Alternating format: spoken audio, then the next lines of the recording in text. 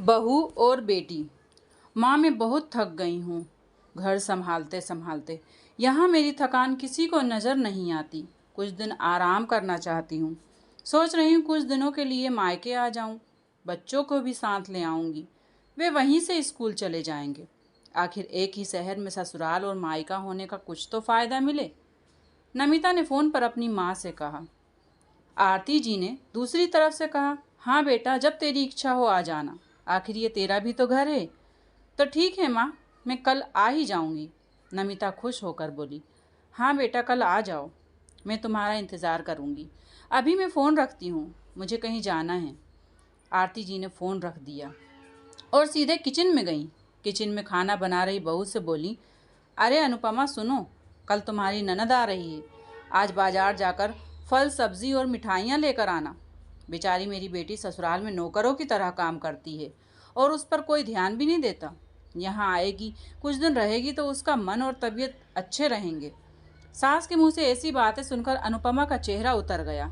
वह मन ही मन सोचने लगी, काश आपको मेरी थकावट भी नजर आती। मैं भी दिन रात झाड़ू पोछा, बर्तन, खाना बनाना, मार्केट जाना और हर वह काम करती हूँ जिससे हमारे परिवार वालों को कोई दिक्कत ना हो। काश आप मुझ पर भी ध्यान दे पाती।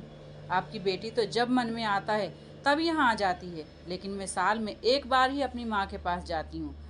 तब भी आपको प्रॉब्लम होती है।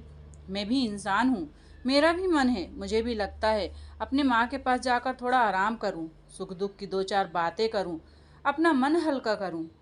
हे प्रभु, अब तुम ही कुछ करो ताकि मेरी सास की आंखें खुलें और उसे मेरी थकावट भी नजर आए। शाम तक जैसे प्रभु ने अनुपमा की सुन ली और उसकी ननद का फ़ोन आ गया। ननद ने अपनी माँ से कहा कि उसकी सास ने उसे मायके आने के लिए मना कर दिया है, इसलिए इस बार वो नहीं आ सकती। आरती जी ने बोला, ऐसे कैसे मना कर दिया? पहले तो कभी वह तुम्हें आने के लिए नहीं रोकती थी। इस बार भला क्या हो गया? लाओ मेरी बात कराओ, मैं उन्हें समझाती हूँ। नमिता ने फ़ोन अपनी सास को दे दिया। आरती जी ने कहा, नमस्कार समधन जी, आपसे कुछ कहना था। समधन जी ने कहा, कहिए। दरअसल नमिता को कल आने दीजिए।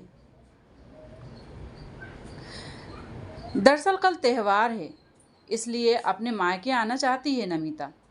अगर आप उसे भेज दें तो अच्छा रहेगा। नमिता की सास ने कहा, देखिए समधन जी, आपकी बेटी मायके जाकर रहे, इस बात से के लिए हमने उसे कभी नहीं रोका और इस बात से हमें कोई प्रॉब्लम भी नहीं है। कुछ दिनों पहले मैं अपने रिश्तेदार के यहाँ शादी में गई थी। वहाँ आपकी बहू अनुपमा की माता जी से मिलने का मौका मिला। उनसे गपशप करने के दौरान उनकी बातों से पता चला कि अनुपमा को एक साल में एक बार ही अपने मायके जाने को मिलता है और वह भी बहुत कम समय के लिए। मुझे लगता है आपको पहले अनुपमा को उसके मायके भेज देना चाहिए और वह जब मायके होकर आ जाएगी तो मैं नमिता को आपके पास भेज दूंगी।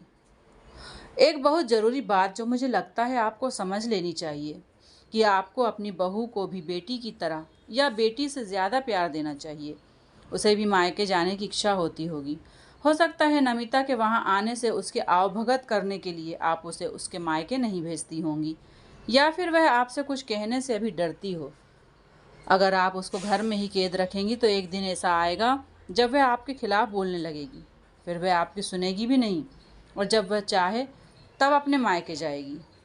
ऐसी परिस्थिति आए, इससे अच्छा है कि आप ही कुछ बदलाव अमल में ले आएं, जिससे आपका रिश्ता और रिश्ते में मिठास खराब ना हो।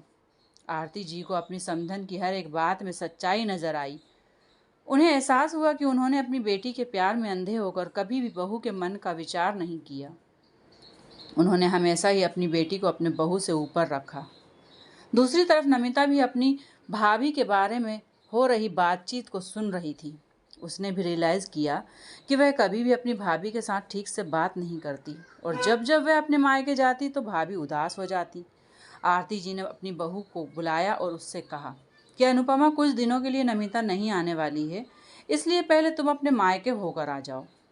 यह सुनते ही अनुपमा का चेहरा खिल गया, क्योंकि यह पहली बार था जब उसकी सास ने सामने से उसे अपने मायके जाने के लिए कहा था। अगले दिन अनुपमा अपने मायके गई और इस बार एक दो दिन नहीं, पूरे हफ्ते भर रहकर आई। अपने माँ बाप से, अपने रिश्तेदारों से, सबसे मिलकर आई। और जब वह लौट कर आई तो उसका चेहरा खिला हुआ था, उसकी आंखें चमक रही थीं। अनुपमा के आने के बाद नमिता भी अपने मायके आई और इस बार वह खुद सामने से अपनी भाभी से खुशी खुशी मिली और अच्छे से बात की। नमिता ने अपनी माँ से बात करके उन्हें भी अच्छे से समझाने की कोशिश की कि वह कहीं न कहीं अनुपमा के साथ गलत व्यवहार कर रही थी। दूसरी तरफ अनुपमा अपने ससुराल वालों के बदले रवैये से बहुत खुश थी। अब वह खुशी खुशी सबका ध्यान रखती और हर काम प्यार से करती।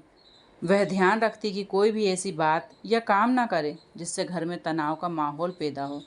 आरती जी ने अपनी बहू को खुद ही समय समय पर मायके भेज दिया। एक छोटे से बदलाव ने सास बहू और ननद भाभी के बीच की कड़वाहट को दूर कर दिया और रिश्तों को और भी ज़्यादा मजबूत और मीठा कर दिया।